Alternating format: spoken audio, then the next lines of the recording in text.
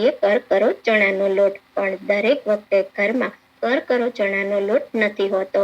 તો આજે આપણે ઘરમાં રહેલા લીસા ચણાના લોટ સાથે મોહનથાળ બનાવીએ છીએ, જે બનવાનો છે એકદમ પરફેક્ટ. તો અહીંયા ઘરમાં રહેલા કોઈ વાટકાના માપથી 2 વાટકા જેટલો ચણાનો લોટ આપણે ચાળીને લેશું. હવે લોટને દાણેદાર તૈયાર કરવા અને મોહનથાળને એકદમ દાણેદાર બનાવવા માટે અહીંયા મેં 3 ટેબલ સ્પૂન જેટલું હલકું ગરમ દૂધ લીધું છે.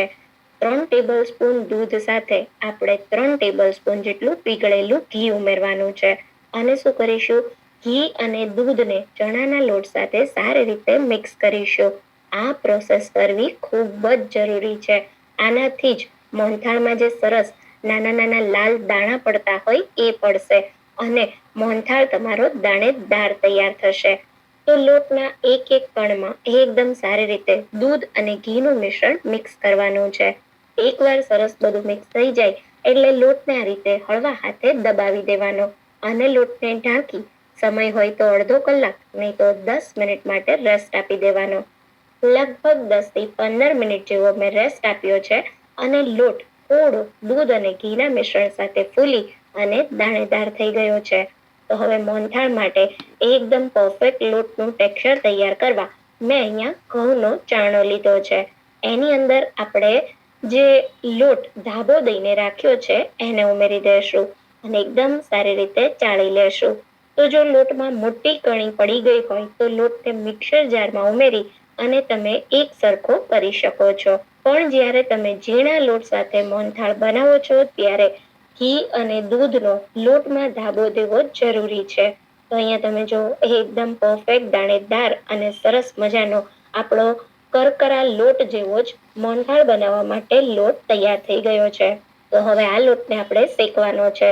તો લોટને શેકવા માટે જાડા તળિયાવાળી પોળી અને મોટી કડાઈ લેવાની. એની અંદર આપણે 1 વાટકા કરતા થોડું ઓછું ઘી ગરમ કરીશું. એકવાર આપણું ઘી પીગળી અને હલકું ગરમ થાય ને એટલે આપણે એની અંદર ધાબો દીધેલો દાણેદાર ચણાનો લોટ ઉમેરીશું અને એકદમ સારી રીતે એને શેકી લેશું. તો જ્યારે તમે શરૂઆતમાં લોટ ઉમેરશો ઘીની અંદર એટલે તમે જો લોટ જે છે ને એ બધા ઘીને એબ્ઝોર્બ કરી લેશે અને આ રીતે એકદમ કઠણ થઈ જશે. તો આ લોટ એકદમ હલકો થાય ત્યાં સુધી તમારે એને ધીમા ગેસ પર શેકવાનો છે.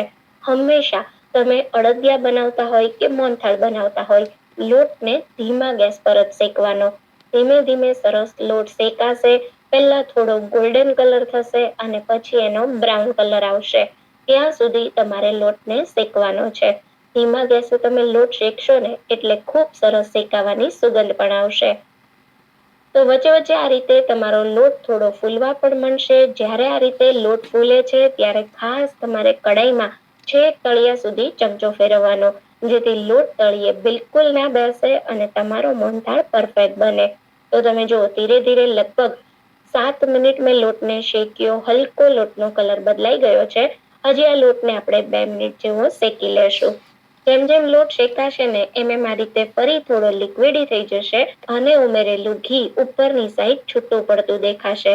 તો બસ આ સ્ટેજ પર આપણે કડાઈને થોડી વાર માટે ગેસ પરથી નીચે ઉતારી લઈએ. તો હવે મોહનથાળને મીઠાશ આપવા માટે આપણે એક બીજા પેનમાં 3/4 વાટકા જેટલી 1 વાટકા કરતા થોડી ઓછી ખાંડ ઉમેરીશું. ખાંડ કરતા અડધું તમારે પાણી ઉમેરવાનું છે અને ખાંડને સારી રીતે મિક્સ કરી અને પીગાળી દેશું. તમે ગરમ ગરમ લોટમાં ડાયરેક્ટ ખાંડ કે પાણી ના ઉમેરી શકો. અહીંયા આપણે કોઈ ચાસણી નથી કરવાની, પણ તમે ડાયરેક્ટ ખાંડ ઉમેરો ને તો ખાંડના ક્રિસ્ટલ રહી જાય. એટલે ખાંડને આપણે સરસ મેલ્ટ કરીને ઉમેરીશું. અહીંયા મોહનથાળમાં એકદમ સરસ કલર અને કેસરનો સ્વાદ આવે ને એના માટે થોડી ખાંડ પીગળે એટલે હું 1/4 ટીસ્પૂન જેટલું કેસર ઉમેરું છું. અને હવે તમે જો હાઈ ફ્લેમ પર ફક્ત 2 મિનિટ માટે જ મેં ખાંડને મેલ્ટ કરી લીધી છે. આ સ્ટેજ પર તમને પીગળેલી ખાંડનું મિશ્રણ બતાવું તો તમે જુઓ આ રીતે હલકું એ ચીકણું થઈ ગયું છે. આ રીતે હું તાર બનાવવાની કોશિશ કરું ને તો અડધા તાર કરતા પણ ઓછો તાર બને છે. અહીંયા આપણે કોઈ તારની ચાસણી નથી કરવાની. મિશ્રણ આપણું હલકું મધ કે તેલ જેવું ચીકણું થાય એટલે આપણે ગેસને બંધ કરી દેવાનો છે. આ રીતે ચાસણીમાં એક બોઇલ પણ આવી ગયો છે. તો હવે ગેસ બંધ કરી કડાઈને નીચે ઉતારી અને ફરી શેકેલા લોટની કડાઈને ગેસ પર લઈ લેશું. હવે અહીંયા મેં ગેસ ચાલુ રાખ્યો છે અને ગેસની ફ્લેમ એકદમ સ્લો રાખી છે. આપણો શેકેલો લોટ ગરમ જ છે, તો ગરમ ગરમ લોટમાં આપણે મોહનથાળમાં દાણા પાડવા માટે 1 ટેબલસ્પૂન દૂધ ઉમેરીશું. મોહનથાળના શેકેલા લોટમાં જ્યારે ગરમ હોય ત્યારે તમે આ રીતે દૂધ ઉમેરો તો લોટ એકદમ ફૂલીને ઉપર આવશે. આ સ્ટેજ પર તમારા મોહનથાળમાં સરસ દૂધ ઉમેરવાથી દાણા પડશે. તો આ રીતે બબલ્સ થોડા બેસી જાય, મિશ્રણ થોડું આ રીતે ફૂલતું બંધ થાય પછી ફરી 1 ટેબલસ્પૂન જેટલું દૂધ ઉમેરીશું અને સારી રીતે મિક્સ કરી દેશું. 1 કે 2 વાર આ પ્રોસેસ કરવાની. તમને હલકા દાણા દેખાવા માંડે એટલે બસ અહીંયા આપણું પરફેક્ટ મોહનથાળ માટેનું મિશ્રણ તૈયાર થઈ ગયું છે. તમે લોટનો કલર પણ જોઈ શકો છો, એકદમ પરફેક્ટ આવી ગયો છે. તો હવે આ સ્ટેજ પર આપણે મોહનથાળના મિશ્રણમાં ગરમ ગરમ ચાસણી ઉમેરીશું. ખાસ ધ્યાન રાખજો, બધી ચાસણી એકસાથે નહીં ઉમેરવાની. થોડી ચાસણી ઉમેરશો ને એટલે આ રીતે મિશ્રણ ફૂલીને ઉપર આવશે. તો જો કડાઈ નાની હશે તો મિશ્રણ ઉભરાશે, એટલે ખાસ તમારે ચાસણીને થોડી થોડી ઉમેરવાની અને મિક્સ કરતા જવાનું. તો મારી કડાઈ થોડી મોટી છે, છતાં પણ મેં મિશ્રણને થોડું થોડું કરી 2 વાર ઉમેર્યું અને આ રીતે સરસ આપણે એને મિક્સ કરી દેશું. હવે જેમ જેમ ખાંડનું મિશ્રણ મિક્સ થતું જશે મોહનથાળના મિશ્રણ સાથે, એમ તમારું મિશ્રણ થોડું ઘાટું અને દાણેદાર થતું જશે અને ઉપરની સાઈડ તમને ઘી પણ છૂટું પડતું દેખાશે. અહીંયા તમે જો આપણો પરફેક્ટ દાણેદાર લચકો મોહનથાળ તૈયાર થઈ ગયો છે. તો હવે ગેસ બંધ કરી દેશું અને 1 ટીસ્પૂન જેટલો ઇલાયચીનો પાવડર ઉમેરીએ.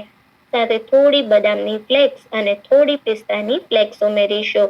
સારી રીતે મિક્સ કરી દેશું અને તમે જુઓ, જોતા જ ખાવાનું મન થઈ જાય એવો એકદમ ટેસ્ટી ઘીથી લથબથતો દાણેદાર લચકો મોહનથાળ તૈયાર થઈ ગયો છે. થોડો ઠંડો થશે ને એટલે હજી થોડો ઘટ્ટો થઈ જશે. તો ગરમ ગરમ ખાવ કે પછી ઠંડો કરીને બંને રીતે આ લાઈવ મોહનથાળ ખાવાની તો મજા પડી જશે. તો તમે જોયું ને, કોઈ પણ ચાસણીની ઝંઝટ વગર કે ના તમારે કરકરો લોટ જોઈશે, પરફેક્ટ મોહનથાળ તૈયાર થશે. મોહનથાળને સર્વિંગ બોલ